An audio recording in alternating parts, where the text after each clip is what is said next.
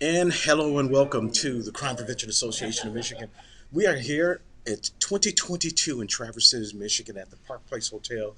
Our keynote speaker, our banquet, as well as our first session today, Patrick Mead, is world-renowned speaker with law enforcement and doing training literally all over the world, working with law enforcement and all of the special entities. But today, and last night, we had a chance to hear from the heart what this role is that we in law enforcement are all involved with, and from a perspective, from a clinical perspective, what you do and what you bring to the table, which is so fascinating because we are such a divided society right now. And in law enforcement, this is the challenge because we have to answer every 911 call, and they're not always free. And it's we against them. You shared with us some insights and things about the tiger. Yes. And this is so important for us to hear the perspective of what it means from our role as we work with community. Because we're encouraging all of our members who are not here to get a chance to hear from our speakers, as well as we'll have information about your website and content information, but also the importance of content. When we talk about the tiger, what does that mean in a nutshell? Sure. The world is divided, but it's divided on purpose. Because if we're divided, the world can sell to us, it can get our votes, it can keep us controlled, it can herd us into groups that they're in charge of. How does it do that? Well, it tells us to be afraid. There's breaking news. There's this danger. There's that danger. All the commercials are about danger or limited opportunities that are going to go away anytime now. What this does is creates a fight or flight response. It's like if a tiger were to walk into this room right now, there would be certain things happen automatically. We would stop digesting. Our body would lighten itself up by getting rid of waste and water. Blood would move away from the surface of our skin to the deep muscles so that we could either fight or run. Plus, superficial wounds would not bleed as much. We'll get a taste of metal in our mouth for an adrenaline dump. That's all designed and it's all built into our wiring and it's all good unless you live in a society that keeps throwing tigers in every room. Every time you turn on the telly, every time you listen to a podcast, every time you talk to anybody, they throw a tiger in the room. And so people are continually at a heightened state of fear and they over respond. So every interaction that we have, from a traffic stop to a response to their home, they called us. Yes. We're now put in the position we're trying to help, but now we're the enemy, but we're still trying to help. That's right. And not only is a tiger in their life, but a tiger's in yours. Because when you know a tiger's in their life, you have to be heightened. You have to be controlled. You have to be well trained and be aware. I mean, what's more dangerous for a police officer than a domestic or a traffic stop? Because everything's unknown. Yeah, and I think that this is what's so important for all of our young officers, because the turnover is significant nationwide. Really, every agency is trying to find bodies. The retirement flow is happening, and it's like, it's time for me to get out to save my life. And there's still a need for law enforcement, as well as all emergency responders, because it's not just law enforcement that's impacted by all of these significant changes. It's all emergency response personnel. It really is. And it's a global perspective, and I think that that's something that's so important, that when we look at what you shared with us today, you talked about ways of discount, finding ways to discount persons. Yes. And the interactions that happen, and that is that one-on-one. I'm here to help to deal with the crisis. I'm not discounting you as a person.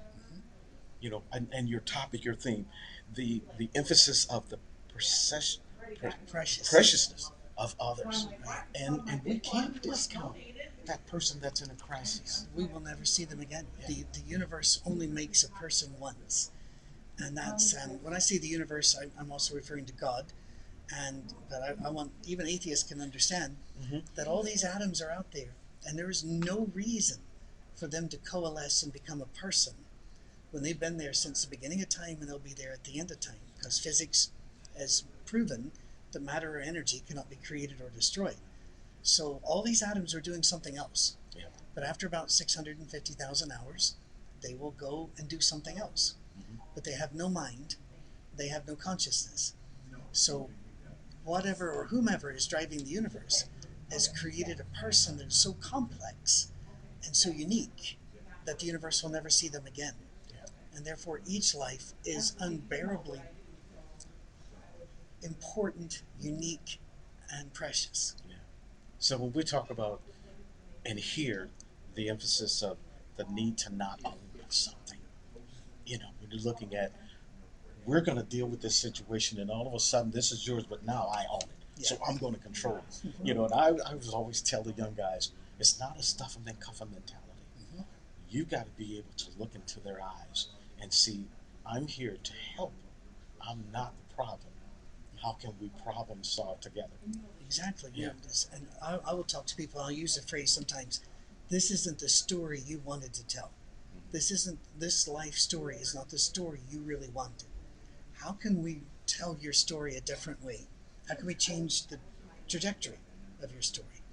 And we'll use some of the things I did today, like where am I, where do I want to be, and what will get me there.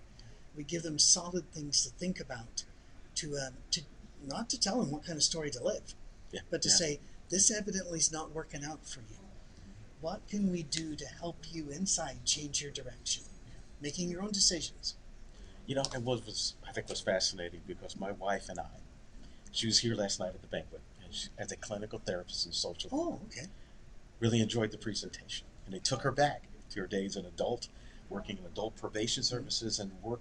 We met at a children's psychiatric hospital, so there were things that we were seeing that were constant interactions with walls being thrown up by those children. You're going to treat me just like everybody else did, and why should I do something different? And why are you being different? I mean, they would push every button to see if they could. Yep. And this is something that when we talk about, when I would do training in juvenile corrections as well as in the hospital, and I'm talking with other staff, I called it effective presence. Take the mirror. How did you get there? What were your learned experiences? And even in today's world, as we work with law enforcement, these young officers coming in, they've got role models. It's like, okay, I've seen this and I've seen that. How do I make this happen? How do I make this work? Your conversation with us today gives us insight with not only helping those individuals who are coming into this profession see that this is bigger than I, it's bigger than the uniform. Let your guard down. Right. Tell your story, invite them into your story, and have them invite you into theirs. And to do it without saying no. We don't need to agree, because people who disagree are still necessary people. Yeah. We need those voices. Yeah, and at the last points that you were making, kind of in a cumulative way, those touchdowns. How important is that for young officers and those who we talked about the ranges of person who are here, some just starting, some 10, 15, 20 years plus like myself, that have gone through the trenches and seen, I got to be able to still help others see there's a way to reconnect the community who thinks that it's we against they, and it's not. How important are those touchdowns? Well, they're huge. I mean, that's why a college football team, as it's going out to the field, will jump up and every player will hit the hand on the flag of their team. It's a way of saying, this is us, this is us, this is us. Now, the danger is when we can allow a team to form our identity instead of us and say, no, I'm a part of the team, but the team is not me and I'm not them. Therefore, when you look at me, you're not looking at cops. You're looking at Patrick. You're looking at our friend Mike or Joe, or you are looking at these people, and they are people, and they have experiences. They have likes and dislikes, and the uniform does not change them. The uniform just defines part of their role, but it doesn't define who they are. And I'd look at them and say, the scars on your arms from cutting, they don't tell your story. They don't define who you are. Yeah. You get to do that. So tell me who you are, share a story. Yeah, because there was a couple of things that you've touched on that, for me personally, it took me back. I served as power of attorney for my 95-year-old father-in-law who was a World War II vet, who was diagnosed with frontal dementia. I had to do the research on the corporation that he worked for because he wanted me to go back to make changes in the work environment from 70 years ago. Yes. I had to learn literally. I pulled up history of the building, knew where his office was, everything about his job, so that when they called care staff or either at the nursing home, we're having trouble with Ed. We can, you need some help here.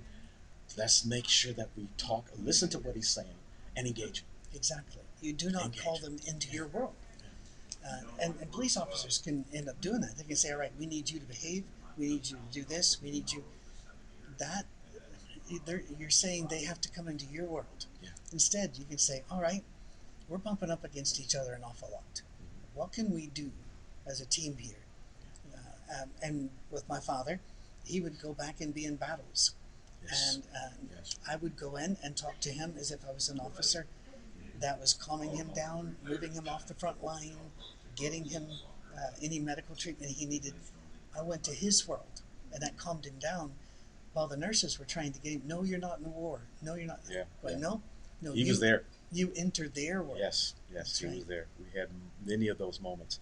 But there's one last thing that I want to share with you that I thought was really fascinating. And as a musician myself, I'm a Yep. professional musician and a drummer, and you playing guitar. Yes. Talk to me about what it was like when you're playing with a group, because you're not soloing, Right. you're playing with a team. How does that feel for you from your perspective in the global picture of this discussion? Well, I taught myself guitar because I needed a friend and a therapist. And so I taught myself fingerstyle guitar. Yeah. But then when people said, but we would like you to play with us, I realized I could no longer be idiosyncratic on tempo. I say I'm the king of rhythms because I can have 5 per song. Now I needed to listen to the djembe, and now I needed to listen to the cajon, whatever it was. And it actually made me a far better guitar player because now I had to come up to a standard. Now my job was to make sure the singer was seen and not me. And therefore, I play my part, and this is who I am. But now I'm contributing to somebody else's story. Yeah. They can do their job because I'm behind them, helping them. Yes.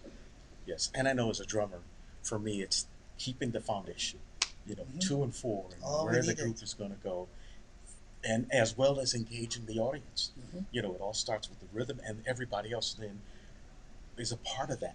But for me, from the drummer's perspective, my goal was to always make sure that I had eye contact with the rest of the musicians, so they could Yes. see. I would see how they would be counting, where their count was, either their foot, their shoulder, or sway, and I would make sure if they weren't on the same, I would just, here we are. Yeah, that's yes. Here Yes. we are, here we are. But I think what we were able to hear last night and today, you helping us to break down barriers. We are so grateful for your insight, and not only from the perspective as a minister and a pastor of a denomination and working with all groups, that are looking and seeking for wherever their foundation is, but being there for them. And in law enforcement, everybody's first got your uniform on, and the separation of church and state, but you can't change what's in your heart. That's right. And that is what's so important about what your presentation has done for us, is to say, look beyond your badge. Find the humanity in your heart to reach out to those who you're working with, or you've responded to their crisis. That's theirs, it's not yours. It's theirs. Now, how do you help? And the first thing you do is you let them tell their story, Yeah. and you validate their story. You ask questions, you get to know them, and then you love them. It has been my honor, Thank you, Richie. my pleasure to not only be a participant in the workshops, but to also see you again from what we did in Washington County with our Ken from Yeah.